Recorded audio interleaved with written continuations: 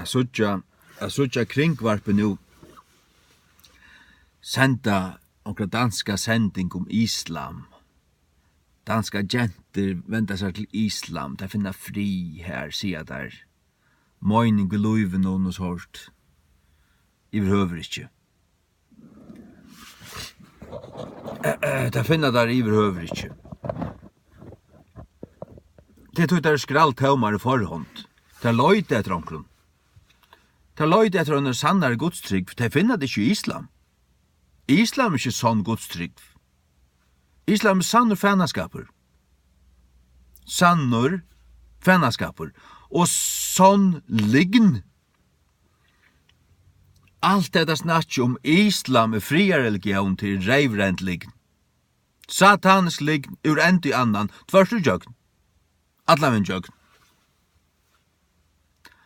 Og islam muhammadaner læra til at det er i ordan, ta du kommer ut til land som ikke er muhammadanistisk, ta skal til sia åt om islam, men vita noe anna. Vita noe anna. Sannløsene er åt, men du skal sia akkurat det som de vil høyra, og det som du vorst at de tåler høyra, men så kommer sannløsene kommer fram søttene.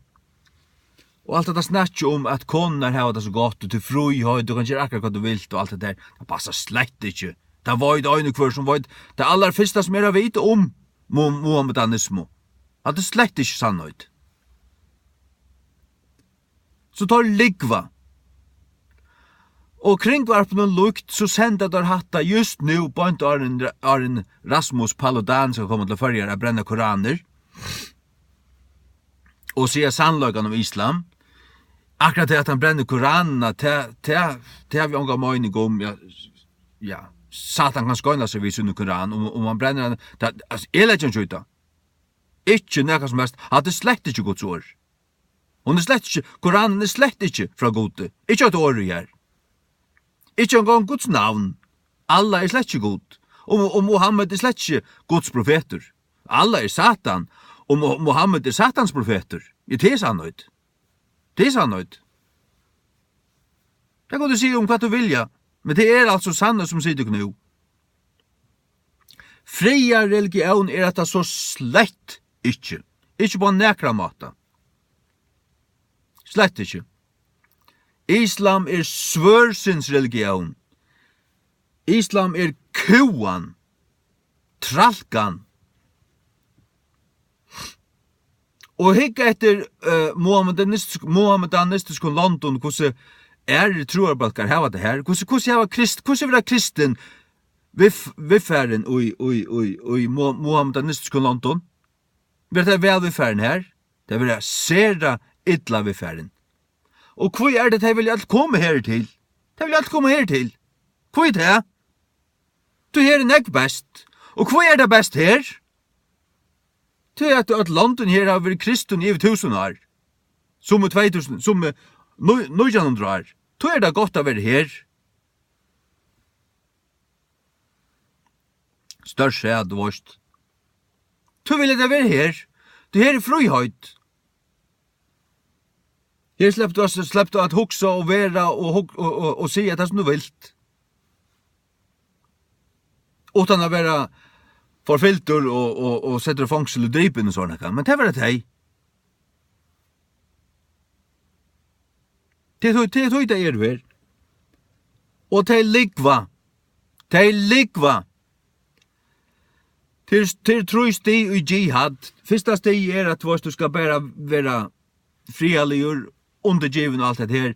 Og så skal du røyna fjölgas. Så hver som tid er og fløyretal, så skal du brøyta taktikk. Og den tredje taktikken er så, at svøret kommer fram. Ta er jo en flertale. Hikk etter søvende tja muhammedanerne sørste 1400 år, siden det kom til 600. Hvordan er farne fram, hvordan er finnes valgt i London. Og hva det var gjørst, at det finnes valgt. Ta ble til en flertale. Så kommer svøret ut, og du skal konvertere til islam, eller rykker høtti av. Det er sannløgn om islam. Fria religion er det så slett ikke. Slett ikke. Og tar som mohammedanere, tar efterfylgjare av Mohammed. Tar skulle gjerne lukst honom. Og hvar lujast honom mest? Tar som tid kalla fyrir evigangsamer mohammedanere. Tar einast og sanno muslimaner som Mohammed er kjenst vi. Hinner, han skammast vi tar. Han bidder tidsje saman.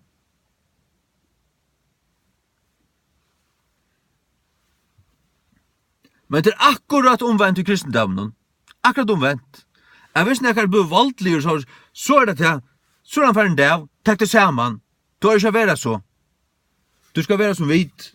Vit frialig og ordentlig. Ta vita tid vel, skjold tid høytnoføringar, at vit kristno, som tid av å se alt ikra lov her i fargen, vit ikke voldelig.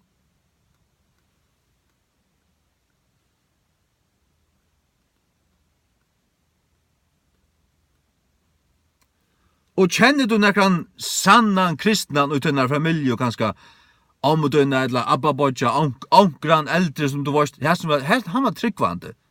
Var det en sannur tryggvande, så var det et sannløgsmenneske, ikke et ønt menneske. Det altså sætjen. Det tilfeldet. Og kristendommen lærer til at det ångan til leia likva, ångan til leia stjala, eller bedreia, eller snuita, eller neka. Og heldur enn at drepa nekran skal tu være dripen. Tu personliga. Men jeg trygg vi altså tog at det med som hever konu og bøten og onkre menn kom her og alle drepa hans er bøten så hever han rett til å tekka byrsene fram og skjauta. Men jeg trygg vi altså tog at jeg har jo ikke kunnet følt til, eller kunnet leve av tog at haft dripen ekka menneska som kom etter meg du varst.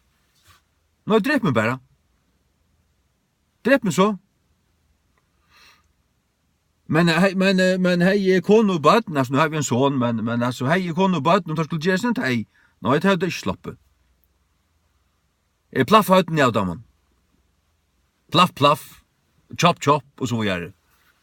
Og det jeg kunne leve vel vi, ja, men jeg måtte jo bjerga tøymen.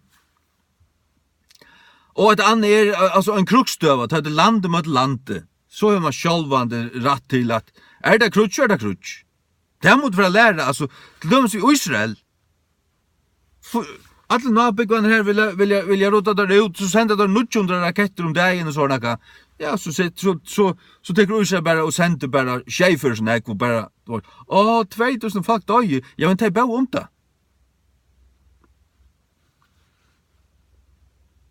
Ja, men det er ikke det er disse eviggangsmennene som bygger tar av middelen. Ja, men så blir det så flytta vekk. Blir det så flytta bort herfra. Det er det.